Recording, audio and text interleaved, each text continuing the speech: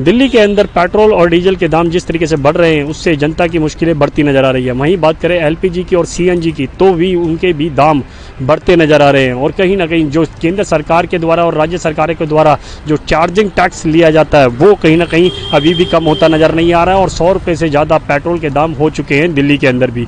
मगर उसी को लेकर आज कांग्रेस पार्टी की तरफ से प्रदर्शन किया गया। दिल्ली के तमाम पेट्रोल पंप पर यही नज़ारा था जो देखने को मिल रहा है अब, क्योंकि जिस तरीके से पेट्रोल पंप पर लोगों को जागरूक किया जा रहा है, युवाओं को जागरूक किया जा रहा है कि केंद्र सरकार और दिल्ली सरकार निरंतर पेट्रोल डीजल पर अपना अपना टैक्स ले रही है मगर जनता को राहत नहीं दी जा रही है। और जिस तरीके से पेट्रोल डीजल के दाम बढ़े हैं उससे अर्थव्यवस्था बिल्कुल जनता की चौपट होती नजर आ रही है, क्योंकि कोरोना काल के अंदर लोगों की जॉब चली गई, नौकरियां चली गई और जहाँ तक कि बिजनेस जो है, व्यापार जो है वो बिल्कुल ठप हो चुका है। मगर जिस तरीके से केंद्र सरकार अभी भी टैक्स वापस नहीं कर रही है, टैक्सों में राहत नहीं दिया जा रहा है, पेट्रोल जो है वो लगातार अभी भी 100 रुपये से पार होते नजर आ रहे हैं और कहीं ना कहीं दिक्कत अभी भी नजर आ रही है। मगर जिस तरीके कांग्रेस पार्टी की जब सत्ता थी तो कहीं ना कहीं भाजपा ने भी इसी तरीके का प्रदर्शन किया था और कहीं ना कहीं केंद्र सरकार को घेरने की कोशिश की गई थी, क्योंकि केंद्र सरकार उस टाइम पे कांग्रेस थी तो कहीं ना कहीं अब दिक्कतें भाजपा की बढ़ती नजर आ रही, क्योंकि कांग्रेस पार्टी भी लगातार अब भाजपा को इसी मुद्दों पर घेरती नजर आ रही है और पेट्रोल डीजल के दाम वो बिल्कुल बढ़ते नजर आ रहे हैं। मगर जनता जो है वो बिल्कुल परेशान है। जनता की समझ में नहीं आ रहा है कि वो क्या करे, पेट्रोल के डीजल के दाम से कम कराएं या फिर जनता अपने आप को राहत पाने की कोशिश करे। कैमरा पर्सन इरफान खान के साथ Rajiv Kumar Tiwari, N V news, Delhi.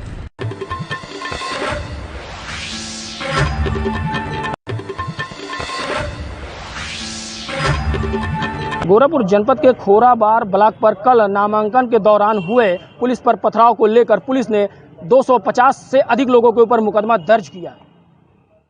Block प्रमुख चुनाव में उत्तर प्रदेश के कई जगहों पर हिंसक प्रदर्शन हुआ। गोरखपुर जनपद के खोराबार ब्लॉक में भी कल समाजवादी पार्टी के कार्यकर्ताओं ने पुलिस के ऊपर पत्थरबाजी की, जिसके बाद पुलिस ने भी उन्हें दौड़ा कर पीटा, जिसके बाद सपा के कई कार्यकर्ता घायल हो गए। इसके साथ ही कई पुलिसकर्मी भी चोटिल हुए थे। सपा का आरोप था कि पुलिस के बल पर समाजवादी पार्टी के प्रत्याशी शैलेश यादव का पर्चा दाखिल नहीं होने दिया गया। वहीं पुलिस कानून व्यवस्था बनाए रखने की बात करते हुए सपा पर उपद्रव का आरोप लगाया।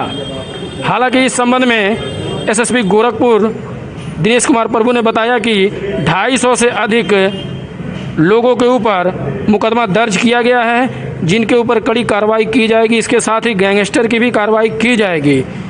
हाईवे पर कुछ समाजवादी पार्टी के नेताओं ने मिलकर रोड जाम किया था और पुलिस पर पथराव किया था। पुलिस से लगातार उनसे शांति व्यवस्था बनाए रखने की बात कर रही थी, लेकिन वो उग्र हो गए और पुलिस पर पथराव करने लगे, जिसके बाद पुलिस ने भी उनके ऊपर हल्का बल प्रयोग किया। फिलहाल गोरखपुर के एसएसपी पूरे मामले पर सख्त दिख रहे हैं। इसकी पूरी तरह से प्रबंधन था। हाईवे के चलते वहाँ पे प्रॉपर तरीके से फोर्स भी लगाया गया है। उसके बाद भी कुछ लोग व्यवस्था बिगाड़ने के लिए और ब्लॉक पे हमला बोलने के लिए तैयारी में थे, तो पुलिस ने उनको रोका कि सीमित लोग को ही अंदर जाने देने की बात कही गई है। उसके बाद भी पुलिस के ऊपर पथराव किए थे, जिसके पुलिस को मजबूरन न्यूनतम बल प्रयोग करना पड़ा। इसमें मुकदमा जो लिखा गया है उसमें 200-250 के ऊपर अज्ञात लोगों के खिलाफ भी लिखा गया है और कुछ नामजद भी है। इसकी फोटोग्राफिक और वीडियोग्राफिक एविडेंस के साथ पहचान कराया जा रहा है। पहचान के बाद इनके खिलाफ सख्ती से कार्रवाई भी की जाएगी, चार्जशीट भी लगेगी। एसएसपी गोरखपुर ने जानकारी देते हुए बताया कि कल पुलिस शांतिपूर्ण ढंग से नामांकन कराने की प्रक्रिया में लगी हुई थी, लेकिन कुछ अराजक तत्व पुलिस पर पथराव किए, जिससे कुछ पुलिस वाले भी चोटिल हुए। इसके बाद पुलिस ने 250 से अधिक लोगों के ऊपर मुकदमा दर्ज कर दिया, जिसमें कुछ नामजद और अज्ञात लोग शामिल है। पुलिस इनके ऊपर कड़ी कार्रवाई करने के साथ ही गैंगस्टर की भी कार्रवाई करेगी। एएनबी न्यूज के लिए गोरखपुर से गोविंद कुशवाहा।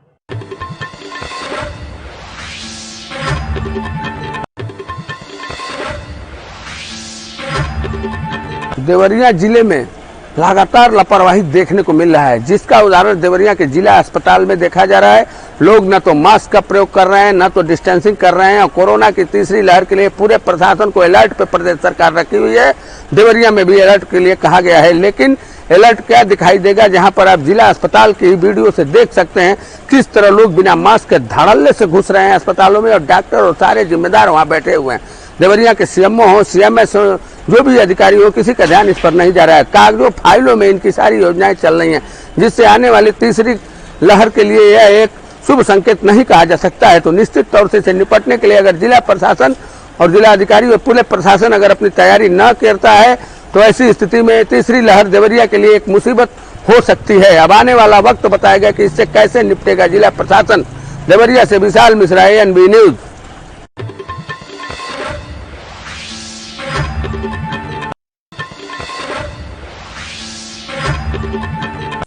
मुंबई की डिंडोसी पुलिस ने एटीएम लूटने आए एक शख्स को गिरफ्तार किया है। इस वक्त मौजूद है इसी एटीएम के बाहर। आप देख पा रहे हैं कि SBI का यह एटीएम है। संतोष नगर का इलाका माना जाता है, हालांकि काफी सकरा और गहरा इलाका माना जाता है।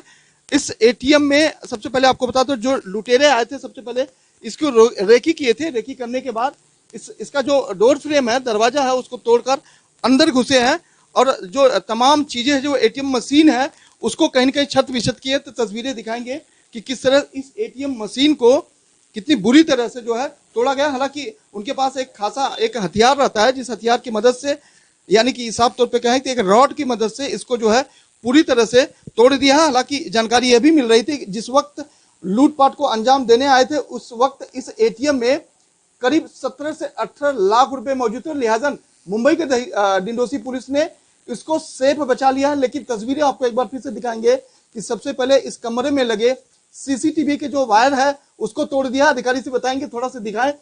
इस देखिए इस वायर को उन्होंने तोड़ दिया। उसके बाद जो पास का दरवाजा है, मान ली कि जो सर्वर रूम होता है, सर्वर रूम में जाकर छेड़खानी करने की कोशिश की। लिहाजा उसकी वजह से यहाँ से जो कनेक्शन दिया जाता है हैदराबाद को, हैदराबाद से एक मुंबई डिंडोसी पुलिस के कॉल आता है कि इस एटीएम में कुछ लुटेरे लूटपाट को अंजाम दे रहे। लिहाजा डिंडोसी पुलिस ने तत्काल प्रभाव में टीम बनाकर यहां पहुंची और उन लुटेरों को रंगे हाथ पकड़ा। हालांकि एक शख्स पकड़ा गया है, लेकिन जो जानकारी मिल रही थी कि किस तरह से इस एटीएम को इन तमाम जवानों ने जो है लूटने से बचा लिया है।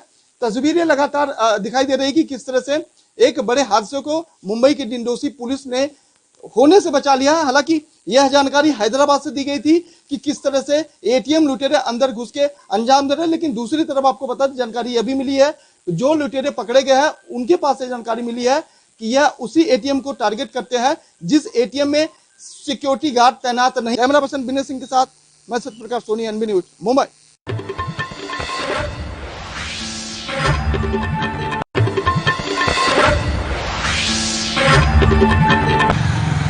10 जुलाई को जनपद न्यायालय में राष्ट्रीय लोक अदालत का आयोजन किया जाएगा। राष्ट्रीय लोक अदालत को सफल बनाने के लिए मीडिया कर्मियों की बैठक प्राधिकरण कार्यालय में हुई।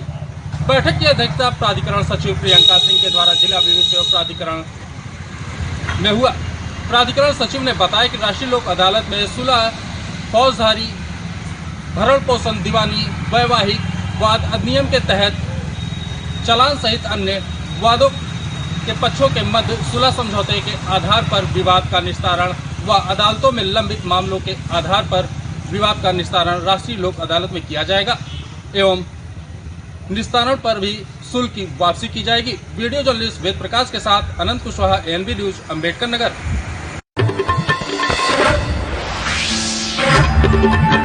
उत्तर प्रदेश में भारतीय किसान यूनियन के कार्यकर्ताओं का गुस्सा कम होता हुआ नजर नहीं आ रहा है।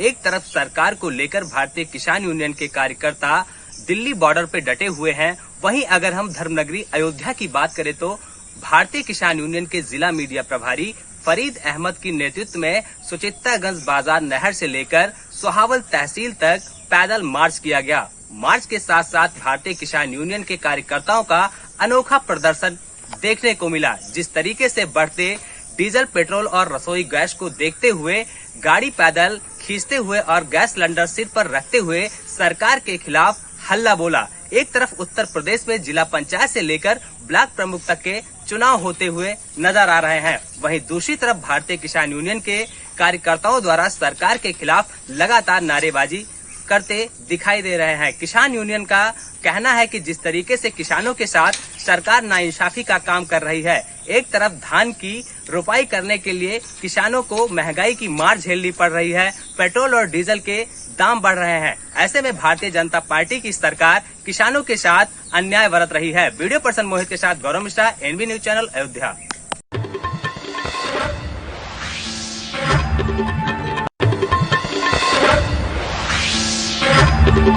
चुनाव जीतने के बाद प्रधान जिला पंचायत सदस्य, जिला पंचायत अध्यक्ष अब बड़ी गाड़ी से चलकर अपनी नेतागिरी चमकाने के मूड में हैं। यहाँ लोग चौपहिया वाहनों के लिए डीलरों के पास गाड़ियाँ खरीदने पहुँच रहे हैं। फॉर्च्यूनर, इंडिवर, स्कॉर्पियो जैसी बड़ी गाड़ियों की मांग ज़्यादा है, जिसमें 3 से 4 महीने की बाद बुकिंग मिल रही है। आरटीओ ऑफिस में अफसरों के पास जल्दी गाड़ियाँ दिलवाने के लिए सिफारिश भी आने लगी है। बड़ी गाड़ियों की वेटिंग सिर्फ कानपुर में ही नहीं, प्रदेश भर में है। प्रखर गुप्ता, एएनबी।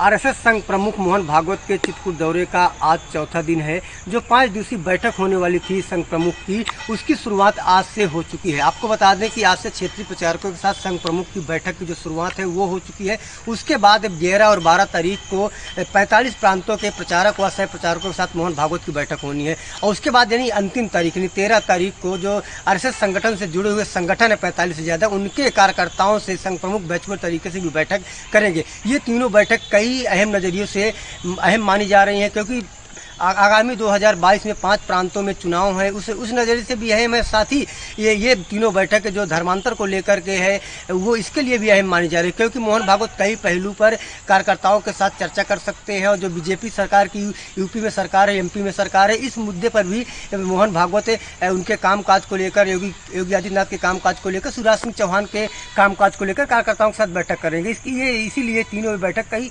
नज़रियों से अहम मानी जा रही है। वीडियो यानी शिवंती पार्टी के साथ मैं शिवन के साथ एएनबी चित्रकूट।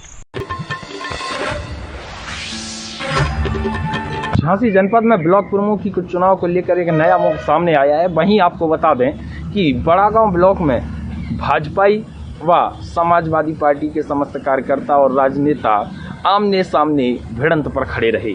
वहीं भाजपाइयों ने सपाइयों को अंदर जाने से रोकने का प्रयास किया और जब पुलिस प्रशासन के द्वारा सपाइयों को नामांकन कराने के लिए अंदर ले जाया गया तो भाजपाइयों के द्वारा जमकर पथराव किया गया। वहीं पथराव को लेकर मजबूरन पुलिस प्रशासन ने लाठीचार्ज किया। यहीं बड़ागांव ब्लॉक में ही नहीं, वहीं आपके चिरगांव ब्लॉक में भी, झांसी जनपद के चिरगांव ब्लॉक में भी सपाइयों के द्वारा बैरिकेड तोड़कर जबरन अंदर जाने का प्रयास किया और पुलिस प्रशासन ने उन पर भी लाठीचार्ज कर दी। साथ ही साथ आपको बता दें कि चिरगांव थाने पर वरिष्ठ पुलिस अधीक्षक के आदेशानुसार पूर्व राज्यसभा सांसद डॉक्टर चंद्रपाल सिंह यादव व पूर्व विधायक दीपनारायण सिंह यादव पर और दीपनारायण चंद्रपाल के साथ साथ 12 लोग नामजद और 150 अज्ञात लोगों के खिलाफ मुकदमा पंजीकृत भी किया गया। वीडियो जर्नलिस्ट मुकेश झा के साथ विवेक राजौरिया, एएनबी न्यूज झांसी।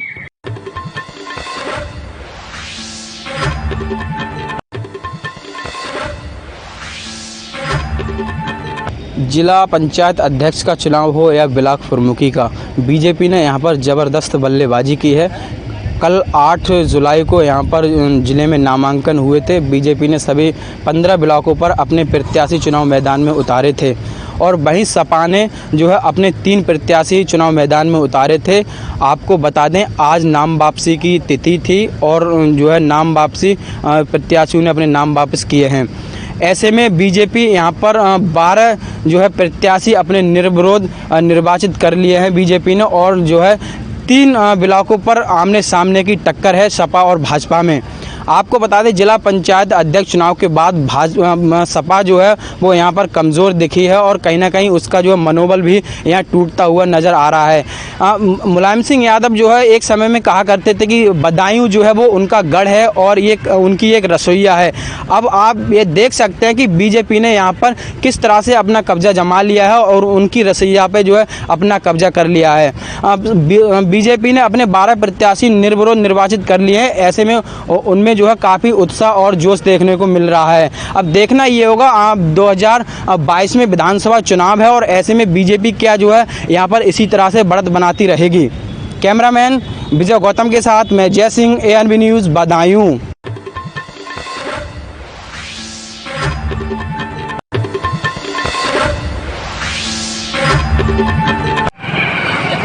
बरेली को स्मार्ट सिटी बनाने में DM बरेली नीतीश कुमार जी ने कोई कसर नहीं छोड़ी है, पुरजोर कोशिश में लगे हुए। वहीं दूसरी ओर नगर निगम बरेली है कि वहाँ के मेयर उमेश गौतम की लापरवाही घोर साबित हो रही है, जिसका जीता जागता सबूत आज गढ़ी चौकी पर देखने को मिला है, जहाँ पर पूरी तरीके से देखे जा सकते हैं कि पुल के ऊपर जो सड़क पड़ी है, ब्रिज बनाना है, वो सब टूट गया है। सरियाँ साफ तौर से नजर आ रही हैं, सीमेंट उठा हुआ है। यही हालत किला पुल की है, वहाँ भी हैवी ट्रैफिक चलता है, उसके बावजूद भी पुल टूटा हुआ नज़र आ रहा है। यही हालत गलियों का, सड़कों का है, मेन रोड्स का है, जहाँ पर उबड़ खाबड़ सड़कें नज़र आ रही हैं, जिससे साफ तौर से नगर निगम बरेली की लापरवाही नज़र आ रही है। जहाँ DM बरेली पूरी कोशिश में ध्यान से जुटे हुए हैं कि बरेली को स्मार्ट सिटी का दर्जा मिले और खूबसूरत बरेली हो, हरी बरेली हो, हरी भरी बरेली हो, लेकिन वहीं नगर निगम इस मामले में सेंध लगाने में पूरी तरीके से आमादा है। ये बरेली के मंसूबों को पानी फेरने पर आमादा है। बरेली से ANB न्यूज़ चैनल के लिए अनूप राय की रिपोर्ट। मथुरा जनपद में गोवर्धन क्षेत्र में लगने वाले मुड़िया पूनो मेले को मथुरा प्रशासन के द्वारा अब रद्द कर दिया गया है, क्योंकि पिछली साल भी जिस तरह पूरे देश में कोरोना जैसी महामारी को देखते हुए इस मेला को रद्द किया गया था, इस वर्ष भी मुड़िया पूनो को मेले को प्रशासन के द्वारा रद्द कर दिया गया है, क्योंकि इस साल भी जो कोरोना की जो रफ्तार थी उसको देखते हुए प्रशासन के द्वारा ये निर्णय लिया गया है। क्योंकि इस मेले में लाखों की संख्या में श्रद्धालु गोवर्धन महाराज की परिक्रमा लगाने के लिए दूर दूर से और विदेशों से आते हैं, उसको देखते हुए मथुरा प्रशासन के द्वारा ये फैसला लिया गया है और मेले को रद्द कर दिया गया है। जिस तरह मथुरा जनपद में कोरोना की रफ्तार जो बढ़ी थी उसको देखते हुए प्रशासन के द्वारा ये फैसला लिया गया था। सभी प्रबंधकों के द्वारा बातचीत होने के बाद मथुरा के जिला अधिकारी नवनीत चहल के द्वारा ये आदेश जारी किया गया है और गुड़ पूनो का मेला को रद्द कर दिया गया है। मथुरा से रिंकू शर्मा, ANB न्यूज़।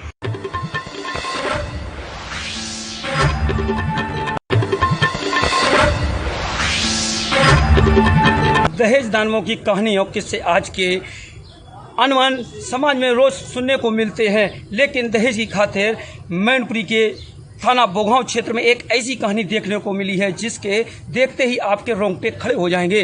अग्नि को साक्षी मानकर जिस पति ने 7 फेरे अपनी पत्नी के साथ लिए थे, वही हैवानियत की सारी हदें पार कर दी है। हैवानियत भी ऐसी जिससे देखकर लोग बोलने लगेंगे, हे भगवान, ऐसा पति किसी को नसीब न हो। जहां दहेज की खातिर विवाहिता को बंधक बनाकर 3 दिन तक 3rd डिग्री का टॉर्चर किया गया, महिला के प्राइवेट पार्ट में आई गंभीर चोटें हैं। ऐसे निंदनीय पति के जुल्मों से निजात पाने के लिए पीड़िता ने थाने में तहरीर दी। पुलिस मामले को लेकर जांच में जुटी है। मैनपुरी से रजनीकांत तिवारी, ANB न्यूज़, मैनपुरी।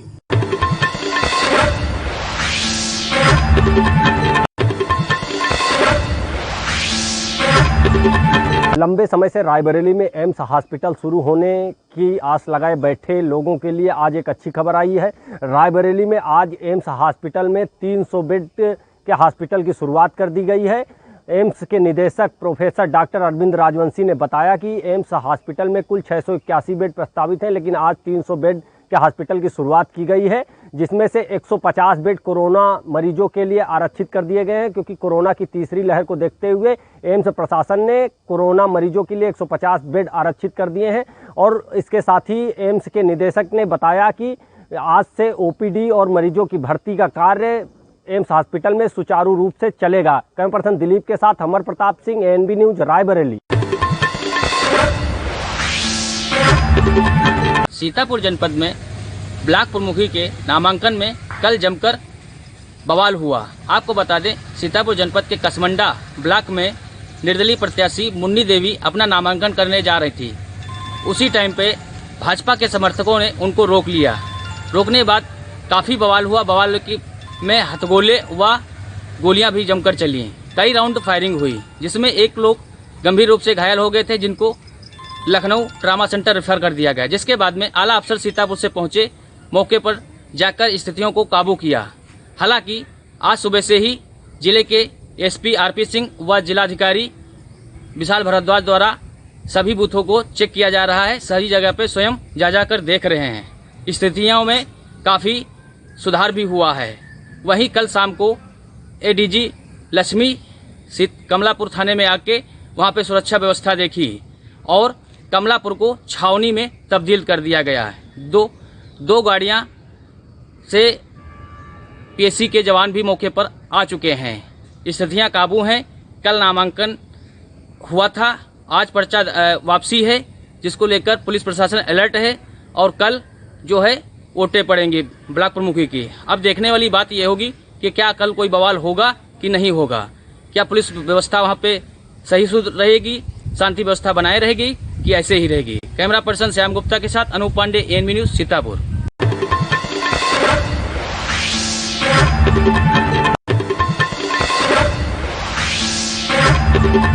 अब मौसम की बेरुखी से आम जनजीवन को भी प्रभावित करता नजर आ रहा है। जो अनमुन बारिश 15 जून से 22 जून में उज्जैन शहर में हुआ करती थी, वो अभी तक नहीं होने के कारण आम जनजीवन पर इसका प्रभाव घातक होता जा रहा है, क्योंकि जो गर्मी और उमस बढ़ रही है उससे आम जनजीवन काफ़ी परेशान दिख रहा है। वहीं दूसरी ओर हम बता दें कि किसानों ने खेतों में जो सोयाबीन की बोई नहीं कर रखी थी, उसको लेके भी किसान काफ़ी चिंतित नज़र आ रहा है कि अगर जल्दी ही बारिश ना हुई तो उनकी खेत में जो फसल है वो ख़राब होने की संभावना बन रही है। वहीं दूसरी ओर हम बता दें आपको कि पीने के पानी की व्यवस्था भी गड़बड़ाती नज़र आ रही है।